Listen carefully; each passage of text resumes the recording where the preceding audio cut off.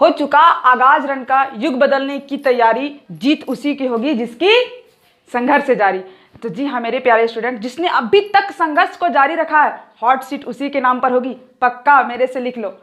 और आज हम लोग क्विज की तैयारी जीत हमारी का डे 9 तक पहुंच गए हैं और 9 को अच्छे से सराएंगे, क्योंकि हॉट सीट पे मे भी इसी से क्वेश्चन हो। तो आज हम लोग डे 9 का फर्स्ट क्वेश्चन में देखेंगे, लाफिंग गैस किसे कहा जाता है। लाफ मतलब हंसी, तो लाफिंग गैस, इससे पता चलता है कि कुछ हंसने वाला गैस होगा। जी हाँ, जब कभी नाइट्रस ऑक्साइड को छोड़ दिया जाता है तो मनुष्य अपने आप हंसना शुरू कर देता है। लाफिंग गैस को जब किसी कॉमेडियन को हंसाना रहता है तो चुपके से लाफिंग गैस छोड़ दिया जाता है, अपने मन ही मन सब मुस्कुराने लगता है, हंसी आ जाती है। तो लाफिंग गैस किसे कहा जाता है, नाइट्रस ऑक्साइड को, N2O को लाफिंग गैस के नाम से जाना जाता है। याद कर लेना कि नाइट्रस ऑक्साइड को ही लाफिंग गैस के नाम से जाना जाता है। क्लियर। नेक्स्ट क्वेश्चन 2, भारत का उत्तरी और दक्षिणी बिंदु को क्या कहा जाता है। देखो ये रहा मेरा भारत का इधर ऊपर तरफ उत्तर, इधर दक्षिण, इधर पूरब, इधर पश्चिम, जानते ही लास्ट क्लास में हम पढ़ाए हैं इसको। तो बोला जाता है उत्तर का ये बिंदु को और दक्षिण का ये बिंदु को, उत्तर का बिंदु को क्या कहा जाता है, दक्षिण के बिंदु को क्या कहा जाता है। मेरे भाई उत्तरी बिंदु को कहा जाता है इंदिरा कॉल, उत्तरी बिंदु को क्या कहा जाता है, इसको कहा जाता है इंदिरा कॉल। और दक्षिणतम बिंदु यानी इस बिंदु को कहा जाता है इंदिरा पॉइंट। क्या कहा जाता है, इंदिरा पॉइंट। उत्तरी बिंदु को कोई पूछेगा कि भारत के उत्तरी बिंदु को क्या कहा जाता है, इंदिरा कॉल, दक्षिणी बिंदु को क्या कहा जाता है, इंदिरा पॉइंट। क्लियर। और मैं पहले ही आप लोगों को बता चुकी हूं कि उत्तर से लेकर दक्षिण तक का विस्तार कितना है, यानी इंदिरा कॉल से लेके इंदिरा पॉइंट तक का दूरी कितना है, ये कमेंट में लिख के मुझे बता दीजिएगा। क्लियर। आगे देखो, थर्ड नंबर, भारत में संविधान सभा का गठन किया गया था।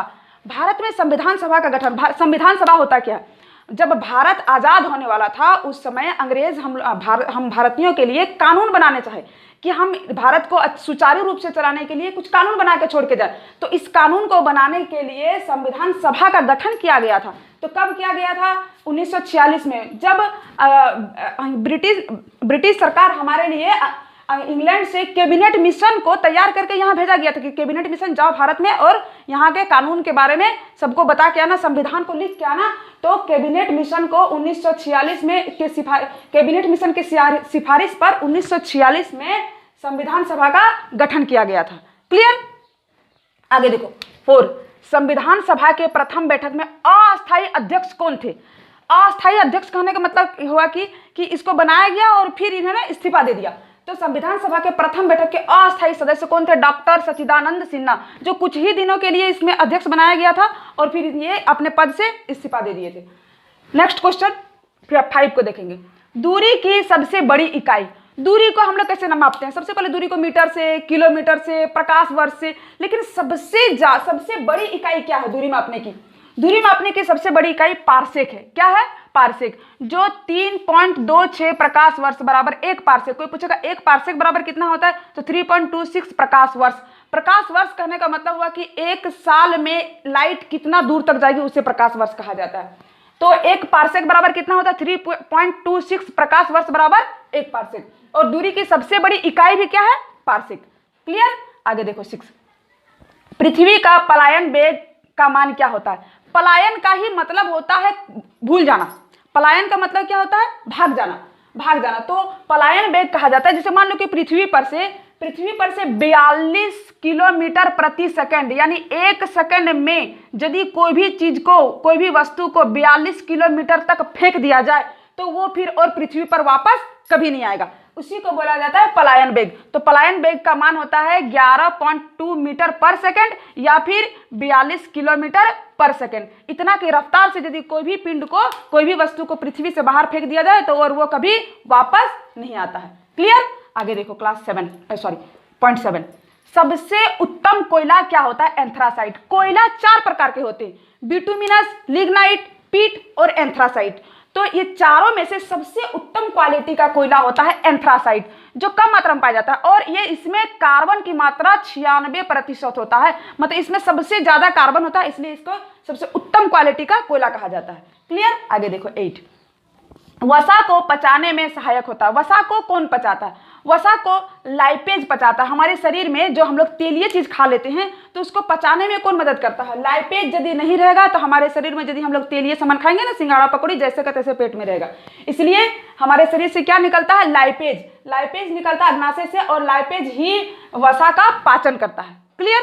आगे देखो 9 नंबर, संसद भवन का वास्तुकार कौन था? संसद भवन हम लोगों ने देखा है जो दिल्ली में है भारत का, और गोलाकार में है जहां संसद लोग बैठे रहते हैं। यहीं से सब कुछ की सिफारिश की सब कुछ तैयार किया जाता है, कानून वगैरह क्या बिल पास हुआ नहीं हुआ सारा कुछ का बैठक यहीं पे होता है। तो संसद भवन का वास्तुकार, यानी संसद भवन का वास्तुकार का मतलब होता है कौन बनाया, संसद भवन को किसने बनाया? संसद भवन को सर हर्बर्ट बेकर ने बनाया था। कौन? सर हर्बर्ट बेकर ने इसका डिजाइनिंग किया था। यही थे इसका वास्तु कलाकार।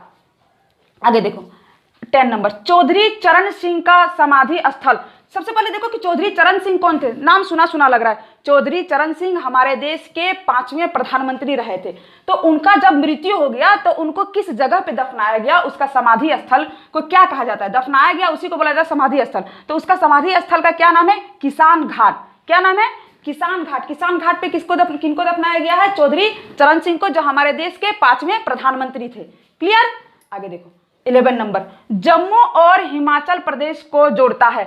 जम्मू से हिमाचल, मान लो कि ये रहा मेरा जम्मू, ठीक, और ये रहा मेरा हिमाचल।